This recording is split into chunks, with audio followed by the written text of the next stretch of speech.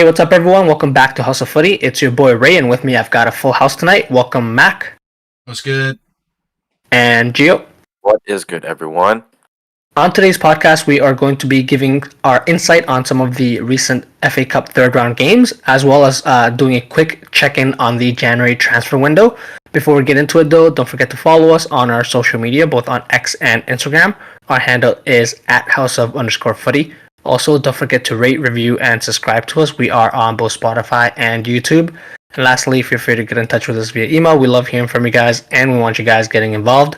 Our email is houseoffooty@hotmail.com.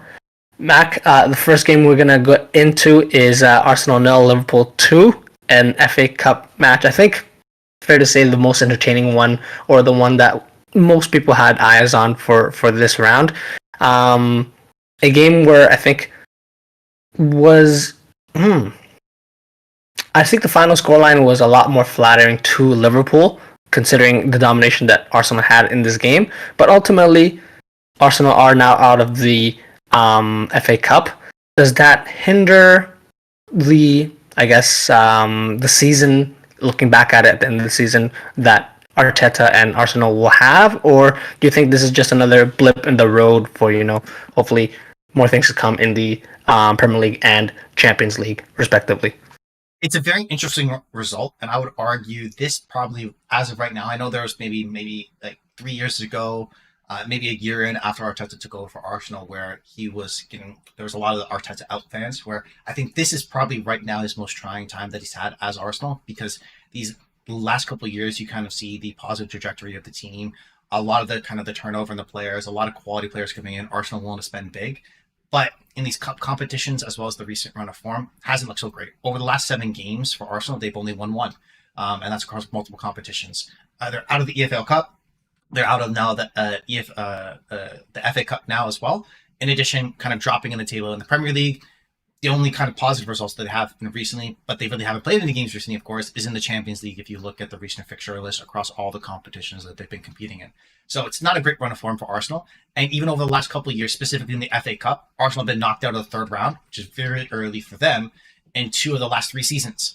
And prior to that time period, they had progressed past this round for 24 of 25 previous seasons in the FA Cup competition, and they've won this competition more than anyone else. So it's a little bit difficult for a lot of Arsenal fans as a kind of a pill to swallow, saying, okay, this is the competition that we've done so well at, but now we're in a position where we're kind of getting bounced up very early, as well as we're having kind of a downturn in the Premier League. It's tough. I think if we circle this game particularly, it definitely is a microcosm of what a lot of Arsenal fans have been complaining about, and why the consistent hounding on Twitter, or you'll get across different supporter groups talking about the need to sign a striker, because the quality in the final third, they have the chance creation opportunities. I would argue for the first half of this game, Arsenal were by far the better team, creating majority of the chances, having the quality of the play. But because they weren't clinical in those moments, it allowed Liverpool to kind of claw their way back in. And deservedly enough, they scored their chances. They're the only team that can, even though they did get help from Kivior, of course, on their own goal. But the Luis Diaz finish, it didn't feel like anyone at Arsenal on their day have that quality there. So you have to do that. At least they've shown in recent games. So it's definitely a worry concern. And I think this is now, especially even more concerned, Arteta coming out after the game saying there's no plans for him to sign a striker in the January transfer window, that his job is now to improve just the players that he has currently. So that he's going to keep even further pressure on his current crop of players. So again, it's definitely a worrying sign. They're not out of the 2 major competitions that everyone looks at. Of course, that everyone would pick 1 and 2 to win for a Premier League team. But if they don't nab something, or if this trajectory continues, I think it might start to look tough for Arteta and this club, for sure. Ooh, yeah, I mean, like you said, it's a game where, yeah, of course, the run of form, it just coincides with them going out of this competition and then just dropping down into a couple places in the Premier League. But a game where, both teams had some changes to the lineups. Arsenal, like you mentioned, and we can all agree, should have been up ahead. Even in the first couple of minutes, the chance where Reece Nelson gets played through from essentially a long ball down the left-hand side by Ramsdale should put that away. And I guess compounding to that problem with getting goals, because I think the chance creation is not a problem for us at this point. It's the scoring of goals, which has been something of a head scratcher for myself. Just don't understand how all of that is happening at the same time. But do have to say, I don't think there should be any. There shouldn't be too much panic in the Arsenal camp at the moment, given their performances. But the goal scoring, though, is something that should take a Premier League winning and Champions League winning aspiring team to those newer heights, right? Of course, the goal scoring. And so, Gio, the question for you would be, and I guess, how have you assessed Arsenal, sort of their last couple of games, considering the results and the, I guess, misfortunes they've had in front of goal? No, like I think I've quite literally said this last podcast. I think there's the finishing, the clinicalness of everyone, not just, we're not just pointing fingers at, say, Eddie Nketiah and people that Mac aren't huge fans of. It's Odegaard, it's Saka, it's everyone who you expect to score is not scoring. I think Odegaard hit the post and crossbar 6 times in the last 3 games, and those 6 goals are literal game changers. If you look back and watch their games, those goals happened early in the game. If those were goals, if he converted those goals happened early in the game, and will completely change the trajectory of the game. So it's not just the strikers. Going out splashing cash for a striker might not be the answer. If everybody continues to focus a little bit more on maybe slowing down the game and then putting away their chances they were putting away early on in the season and throughout last season.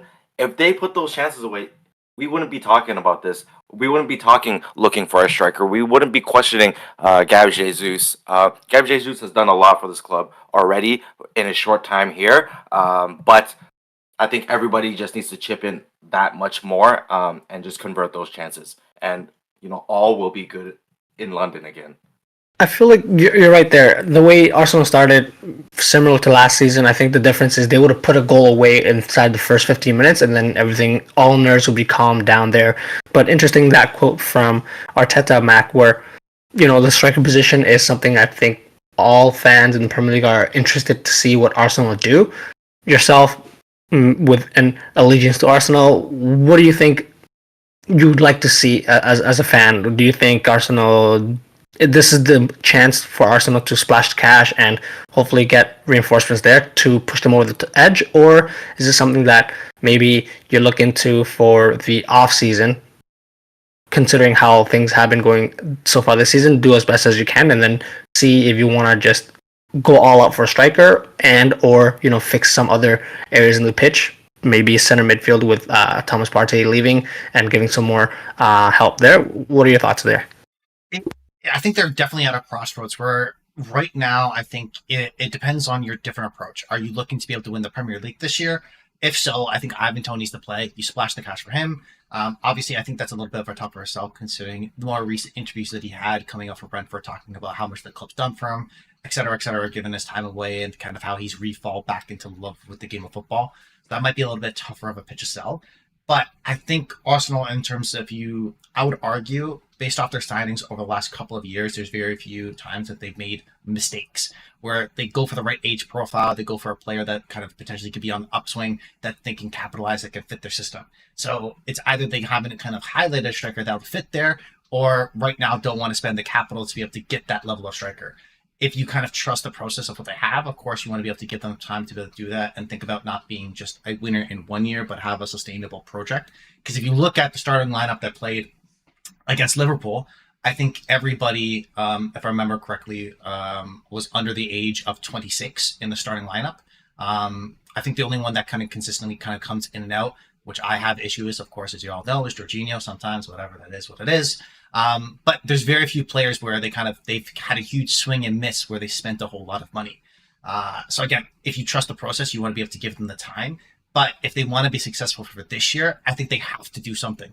I think, and something we want to talk about maybe later, but City's coming. I think Liverpool and Arsenal are both quality teams, and on their day, if you flip a coin, I think either team could beat either team. But KDB's now back for City. They're dangerous and they can go on that run. So if you want to compete with them, you need more. So that really comes down to the ambition for Arsenal for this season.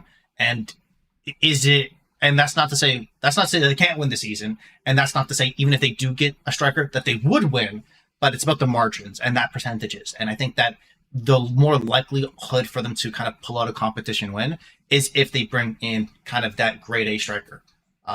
The last point, I know I'm going long, I apologize, is that they have spent a lot of money. I think over the last, was it 4 transfer windows, they spent, again, £400 million, which, again, we'll be making comparisons to maybe like a Chelsea or a Manchester United or even a Man City. That's not the same. They play a different game in terms of the amount of money that they spend. But for Arsenal, in comparison, the last like 2 full seasons of transfer windows, comparison to like the last 10 years for them, it is a huge change. So are they going to shell out what is the appropriate amount of money to get a high quality striker? Because the talk is for like Tony, 100 million, like Oshman, over 100 million. That's nothing to scoff at. So if you're going to make that decision, you have to make the right decision. Because if you miss, that's for a team like Arsenal that doesn't have I would argue, the capital of some of those other teams.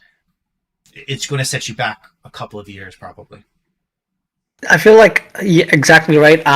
The timing of the results just makes this. I just hope that Arsenal not forced into making that move because of their downturn in terms of form. But if, for example, Arsenal went to this game 5 games unbeaten, top of the Premier League, and they still made that signing, everyone's going to look at this in a different way. While Arsenal are just making that another step to secure their position at the top. So just how quickly things change in the Premier League and around different competitions is just crazy. But just lastly, before we move on to another game, Gio, I just have to mention it, of course.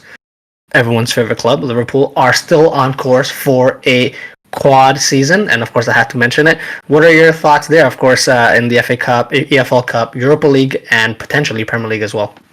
I think they're in it for everything. I think nobody can count them out. They have been arguably the most consistent club, in the Premier League, and throughout their competitions. Yes, they have some blips here and there, but they've kind of found a run of form, similar to how we'd say City goes on a run. I think they're in the midst of their run. How long it lasts, that's going to be another story. Of course, I still think they could use a little help in terms of depth and things of that nature, but they are scary to play against. I think any team, have them circled on their calendars, knowing that it's going to be a tough matchup, expecting a lot of offense, a lot of pressure. I think, they're very much so alive for that quad. How many they do take out of the 4, to me, that's definitely up in the air. But I know for you as a fan, you're definitely hoping for, a minimum of 2. Yeah, for sure. That would definitely be at least for a couple competitions. I think it's fair to say Liverpool are the favorites. So we'll just have to wait and see. The next team we're going to talk about is, of course, another team that is still part of the EFL Cup, which games are coming this week. Chelsea. They did beat Preston at 4-0 at home in their FA Cup third round tie. And Gio, they've had a quick turn in form. I just mentioned of how quickly things changed for Arsenal. Chelsea, on the other hand, just keep winning, and of course now we can look at them in a different light. A couple players getting on the score sheet: Broja, Silva, Sterling, and Enzo. All scoring in their game against Preston. What are your thoughts on them? Seeing this quick turn in form, and what could the future hold for them if you, I guess, are looking at it long term? I mean, it's really the only thing they can look forward to. It's they're scraping for happiness. I mean, all that being said, I think yes, it's good for the club to win games and to score goals, because obviously they've been struggling in the Prem to do so on a consistent basis. Yes, they've taken advantage of certain teams and scored 4 goals a couple of times, but it's the fact that they can't let it compile and they can't let it combust and and compound into more losses. They have to win where they can, and if it means beating a lower tier side, quite convincingly, if that's what it takes to turn the page, then that's what you have to do, and to get some confidence in the guys to be able to maybe translate that performance into the Premier League, or whatever game they have next is extremely important. So I think Poch is doing the right thing in terms of not taking any game lightly, and understanding that they still have to go out there and perform and do it convincingly, no matter who it is. And again, if Preston North End or Preston has to be the scapegoat, then so be it. I don't think they care, and they're gonna want to go out there and score 8 goals on the next team that they play. Yeah, at this point, and it's a cliche, you can only beat what's put in front of you, and they've done so. So, Max, similar question. If you were, I guess, put yourself in the shoes of a Chelsea fan, how, I guess, excited are you for what this season could hold? Of course, still in those 2 competitions, likely not going to achieve much in the Premier League, maybe a European spot there. But these 2 competitions, if they do win one or the other or both, is this a successful season under Pochettino for the first year of a transition? Firstly, if that analogy I'm supposed to carry over, I'll change my shoes and not support Chelsea. That would be the starting point. But no, to be realistic, if I'm a Chelsea fan right now, obviously you've won 5 of the last 6 games. But if we had to tackle kind of who those individual games that you played against, you beat Crystal Palace, you beat Luton, you beat Newcastle on pens, and you beat Sheffield United, and of course Preston.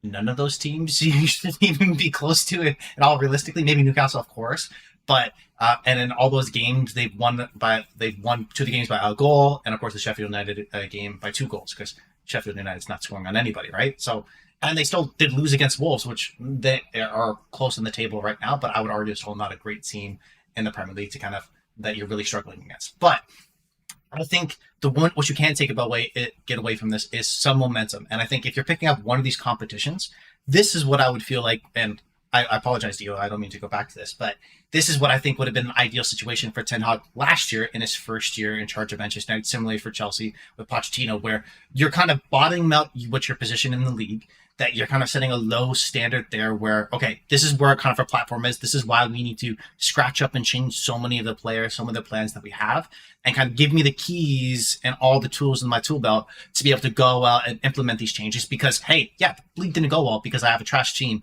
but I'm a great enough manager to still win a competition, right? So if they come out with either EFL Cup, ideally, I think they would want to win the FA Cup because that does secure European football. I think that is a major takeaway and a major positive for Chelsea, and I think that's a successful season considering the trajectory that they've had the last couple of years. And this could very much be a stopgap where we're like, hey, again, like I said, because of the success that we have and because of the belief that now the fans and, of course, the club can have in a manager, we're going to give them all the tools available to be able to do what they need to do. I think that still can come out the complete other way. It's a risky game relying your wing on a competition because those are risky games to lose because it's 1 and out in a lot of cases. I know there's 2 legs in some of these competitions, but it's not easy all the way through. And one small mistake and one small slip can kind of ruin kind of that whole trajectory that Poch potentially can build. But he's a quality manager. This result off against Preston, all four goals came after halftime. So they were struggling in the first half even to create any chances. And if you're relying on Thiago Silva, who I think he's the oldest player since 2006 to score a goal in the FA Cup, yeah, you're stretching it, but again, you got to at least fuel the fire while you can and pick up the results in January, where I know we've always joked about how much Chelsea have spent, but they'll have to spend more, and they'll have to make more changes to the club for them to further progress. So this, I think, if they get any of these competitions even stabilized a little bit in the Premier League and finished inside the top 10, this, I think, is a step forward from Chelsea we saw the last couple of years, in my opinion. Yeah, well, that might be that's great and all for Chelsea fans, but of course in the next round of this competition they do host Aston Villa, which is not going to be an easy game. As well, some ties to look forward to: Spurs against Man City for this 4th round, which is going to be amazing. Like Gio mentioned, I think, or Mac, one of you guys mentioned, Kevin De Bruyne is back. We expect Man City to go on a run. Spurs did have caused them trouble previously, and so I think City will be excited to put things right and beat them in this competition, knock them out, and of course try to compete for another competition there. Elsewhere, Manchester United will face the winners of Newport County and Eastleigh, and Liverpool will face the winners of Norwich or Bristol Rovers. So something to keep an eye out for that. We're gonna take a quick break here, guys, and then we'll be back covering some more FA Cup action, and also we'll talk some transfer window talk. So stay with us, guys.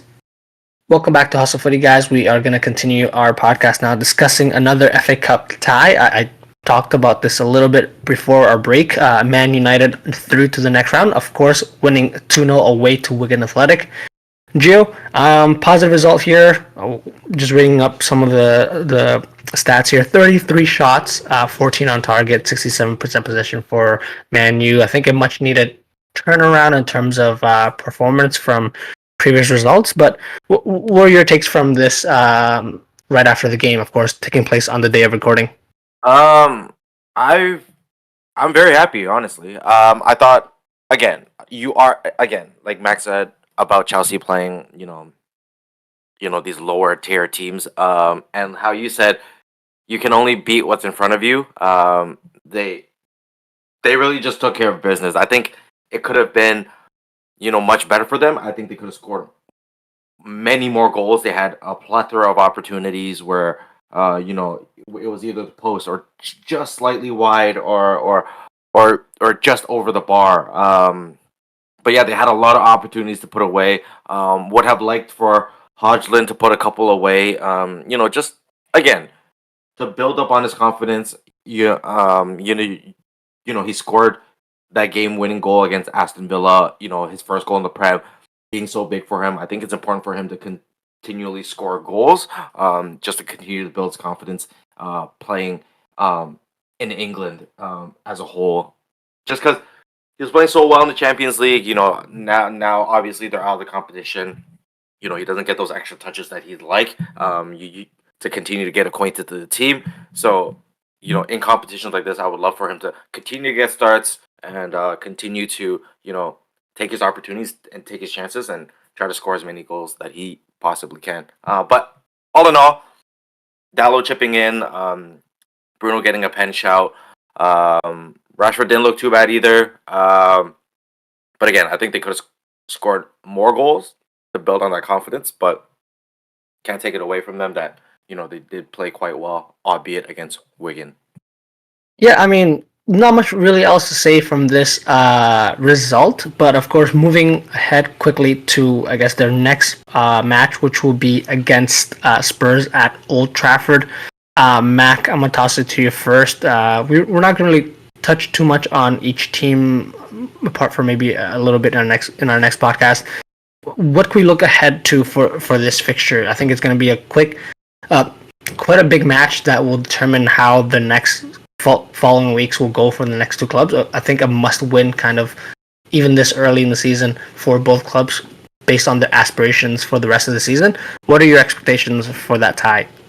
I think that's a tie that can go either way. If you would ask me right now, I know it might seem like I'm kind of what's the terminology where I'm kind of betting against somebody that what is it? Do you know what I'm talking about? Like, I think Manchester United in all likelihood is going to win, but it's not. I'm not saying that kind of to kind of spur that to actually to not happen. If that makes sense. Jinx them.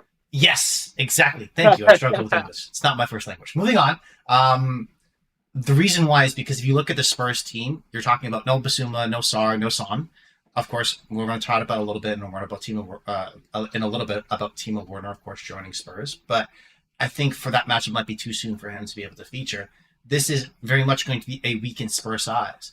We're facing a Manchester United team that I would say, other than Onana, I think it has no major holes in it going in to this competition in terms of injuries, replacements right now that we haven't kind of already expected over the last couple of months. So again, I think this is, especially at home, I know they generally struggled a little bit, but I do favor them slightly because of that. I think the interesting part would be, and where Manchester United might get a lot of their joy, is where this is one of the few teams that, as kind of the quote that we always talk about, is that Manchester United wanted to be the best transitional team in the world. They should get a lot of joy and opportunities to be able to do that against this Spurs team that are going to play a high line, that are going to press, no matter who they have on that pitch, even if it's Emerson Royal playing center back, they're going to be aggressive and try to be on the front foot.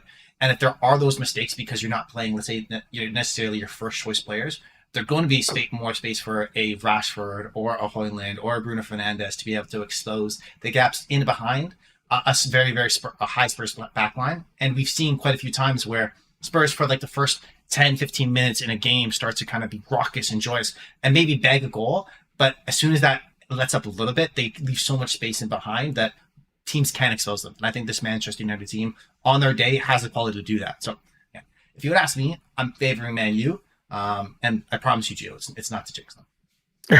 Well, Mac mentioned that, of course, transitionally, Man U should look to exploit Spurs there. They should get back as well Shaw, Eriksson, Maguire for the Spurs game, along with, I think, Varane featured in the FA Cup match, and I think maybe Lisandro Martinez should be back as well.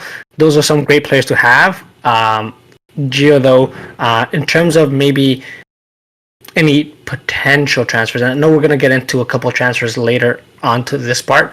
Do you think Man U should look to strengthen in that front line, considering the sort of number of goal involvements and returns they've gotten from that front line so far?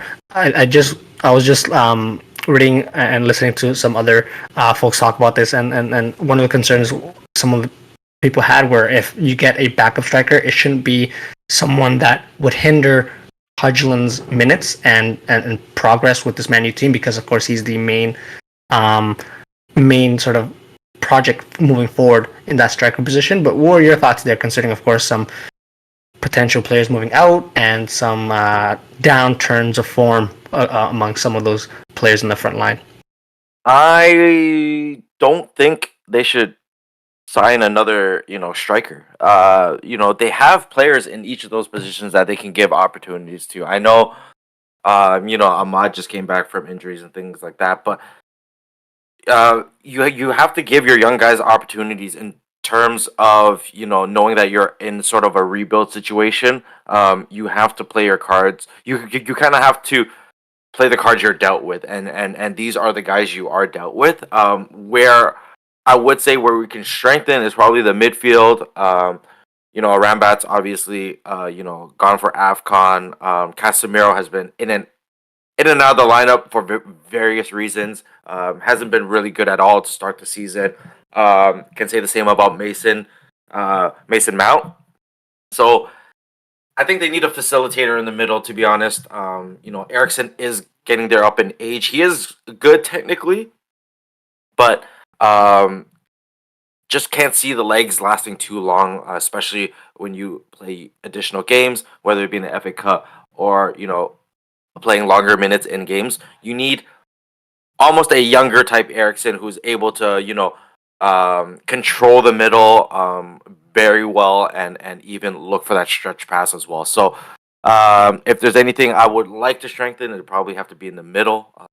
Maybe a young defender that you are looking to invest in early, and kind of beat the line to it, and before all these big clubs notice and are saying, oh, maybe we can add a defender, like Tottenham is. They're kind of beating teams to the punch and investing in the younger guys a little earlier, and not waiting till the summer. So if that opportunity does arise, I would say absolutely. But right now, I don't think too many changes should be made.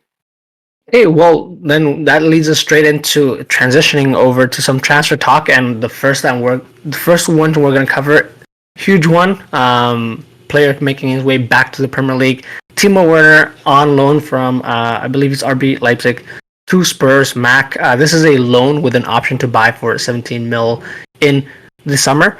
What are your initial reactions to that, Mac? I think you were the first one, Fabrizio style, to break it to us in the group chat. What do you have for us on that one? I love this son. I think this is a no-lose proposition.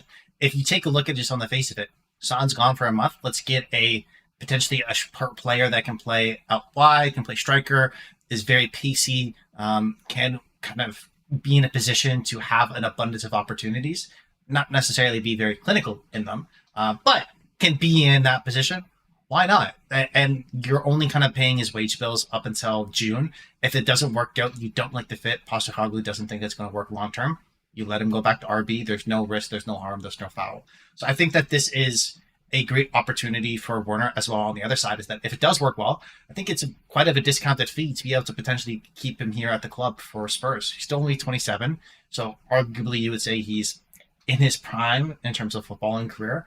And under Postecoglou, with that fit of kind of a high pressing players wanting to be able to get behind and want to be able to kind of get on the front foot and apply a lot of pressure, I think that he could fit into that system quite well. When you saw him play a lot of times for Chelsea previously, for a lot of Premier League fans, he was kind of tied down to the middle, not getting a whole lot of service in the box, and playing in a very possession-oriented team that was very, I would say, progressive and wanted to be able to go backwards, wanted to be able to keep the ball, versus the Spurs team is all action. Even though they are a possession-based team, they're very forward-thinking and want to be able to get their players behind, and that could lead to more opportunities for Werner to get on the score sheet. Worst case, selfishly for us as a collective, as football fans, the memes between Werner and Nunez for missed opportunities are going to be too good to pass up. So again, I think everyone has the potential to win. I think in terms of that being us as football fans, Tottenham, Timo, RB, it's a win across the board. Love the signing. Yeah, even that a major win for those who have had memes saved about how poor Timo Werner is playing. They could just reuse those because of course he's back in the Premier League. But I guess I would very much agree with you, Mac. There, I'm quite excited for this signing. I think it is a exciting one, considering that neither club or player have anything to lose. Actually, Timo Werner has a lot to gain if he does, in a sense, play for his reputation. With Germany, of course, being involved in the Euros, could make a claim for his sake to be part of that team. But I guess, Gio, lastly, of course, give us your thoughts. Do you agree that this is something exciting for Spurs, or could they have gotten this one wrong? What are your thoughts there? No, they have the utmost. This is the utmost upside. For them.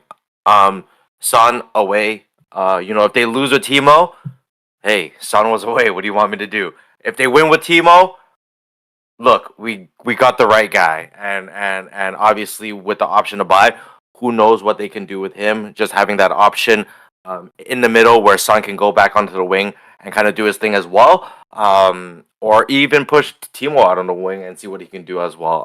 I think just the endless possibility of Johnson, Timo, and Son, the ever rotating front three. No one's stuck in one position. You can fill into any spot during a match. I think it's a huge headache for defenders. So having that versatility is a blessing for any team, and for Spurs to have it. And the type of player Timo is, where he likes to play on the run, like Max said, likes to play on the run, likes to play on the fast break, is a win-win for Postecoglou for sure. Fantastic. Of course, one thing I would disagree is there is one player nailed down to start, and that's not Madison nor Son. That's Richarlison at striker, so of course we don't have to worry about that. But of course, trolling aside, let's move on to another potential transfer, because at this point we don't have too many confirmed transfers yet, mostly rumors, but of course this one's been circulating. Gio, the club you support, Manchester United, with Jadon Sancho potentially making a move back to Dortmund on loan for the rest of the season. What are your initial thoughts on that situation? Gio, I don't think we talked too much about this one, of course, with everything happening, but now that we do have a few minutes, please give us your thoughts on that. Good for him. Honestly, what else could he have done? He's pretty much been blackballed out of Ten Hag's team, unless he, Apologizes publicly. Which to a young man that might be, slightly ego-driven. Who knows? That might be too much for him. Now, yes, he can go out there, perform, get touches. Hopefully, if this can go one of two ways for Man U. He plays extremely well. value drives right back up. 2, he plays extremely well. Man U does horrifically, which is still very possible, which I think is very possible. Ten Hag gets let go. New manager at the helm. Love Sancho. Let's give Sancho the opportunity. Let's use him the way he wasn't been used. Let's try to unlock Sancho. He comes back, gets his opportunity. Whether he does well or not, that's going to be completely up to the player. But I think it's a win-win for every side, except for the case that he goes out there and absolutely shits the bed. Which I don't think will be the case. I think Dortmund still fit his style of play, and I think Dortmund still being in the Champions League, still having a plethora of games to play, many competitions, being in a very competitive top 3, top 4, I would say. They're still fighting for a lot, so I think them adding depth, them having that pace, them adding that quality is great on their part as well. Bring in a familiar face that they've dealt with before, but hopefully, he's able to take this as a learning opportunity, and hopefully why he's left certain clubs for his maturity sake, and how he carries himself as a professional. It does change over time. Yeah, I mean, 23 years old, turning 24 in a couple months. Definitely not had the type of career at Manchester United he would have hoped for so far since his move from Borussia Dortmund. But it could all, kind of get repaid if he does have a positive stint at Dortmund, like you mentioned, Gio. But Mac, I think that's pretty safe to say if Ten Hag is still the manager at Manchester United the start of next season. This is Sancho's probably last time as a man for the near future, playing for Manchester United. What are your thoughts on the situation? I agree with some of the sentiment that Gio stated in terms of Jadon Sancho might be in a position where he can go to Dortmund. He knows that he's been happy, successful there. Dortmund are incentivized, not necessarily incentivized to play him, or going to want to play him, because why else are you going to be able to pay those wages unnecessarily so? And they have young players where they need a little bit more of an experienced head, of kind of a player who's done that, been there for them, and done very well in big games. So I wouldn't be surprised if he does go out there and play very well. For Sancho's side, because he's going out there, he might be in a position, if the season doesn't go well, as Gio's highlighted, he's going to outlive Ten Hag. He can come back and set a precedent to be able to impress and kind of get back into kind of that first team sheet. The interesting part will be is where if there is if Ten Hag does stay and Sancho plays well, I think that might be a worst case scenario in a lot of ways for Manchester United, because they're going to then be under pressure to offload him, where if he is in a position where Ten Hag's not willing to take him back, even though he's played well, you're still not necessarily going to recoup a great fee for him, because you're kind of your Manchester United is backing against the wall and has no choice but to sell, right? To be able to recoup anything. And the longer that goes on, the worse the contract situation is going to be, and even the less money amount you're going to get for him. So I think that this has gone to the point where it's one or the other. Again, I don't necessarily agree with Sancho. I like the sentiment that he's chosen not to apologize based off his comments and trying to defend himself, saying that no, he does train hard in practice, etc., etc., etc. At the same time, I do like what Ten Hag's saying, where no one questions what I say out in the public, and you got to be kind of that figurehead, that leader in the locker room. So I do like where both the manager and the player are coming from, but I think that this could have been managed more effectively by maybe a manager that could connect more with Jadon Sancho, where he didn't have to make those comments, and he kind of maybe were able to keep it internalized, where you don't have issues like this coming out to the face into the public. That would have been a way to go about this, and now it's put us in a position where I find it very hard for Manchester United to come out of the situation looking great. So overall, that's the downside of this, the whole overall situation. Again, I think he'll go to Dortmund. He'll probably end up playing well. So there's no loss there, but this shouldn't be the reason why his career was hampered at Manchester United.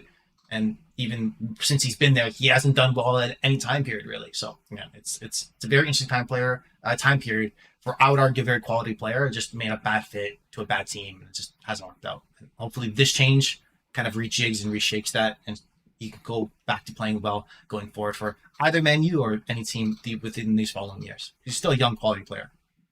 Yeah, I mean, 24, like I said, about to turn 24 in a couple of months. Even if he doesn't play for a Premier League team in the near future, he's shown that he can cut it in another league. Potentially could join a different league as well if he doesn't go back to play for Manchester United at the start of next season. So something to keep an eye out for, I guess. We are going to be ending the podcast now. But we, of course, want to keep our transfer discussion going. And so for the next podcast you'll hear from us, it will be more so transfer related. But definitely, guys, if you guys like what you heard, please like and subscribe to us on our social medias, both on X and Instagram. X and Instagram. Our handle is at @houseof_footy. If you have any comments, suggestions, or general banter, get in touch with us via email as well, houseoffooty@hotmail.com. Like I mentioned, the next time you hear from us will be Thursday when we give you guys House of Footy's Transfer Fantasy Podcast, when we pick out some signings we would like to see in the Premier League before the January transfer window closes. But until then, thank you, Mac, for joining us. You can call me Mabricio. I think that's the correct term now going forward. That's right. Thank you, Gio. Good luck, Jaden. Good luck. See you guys soon.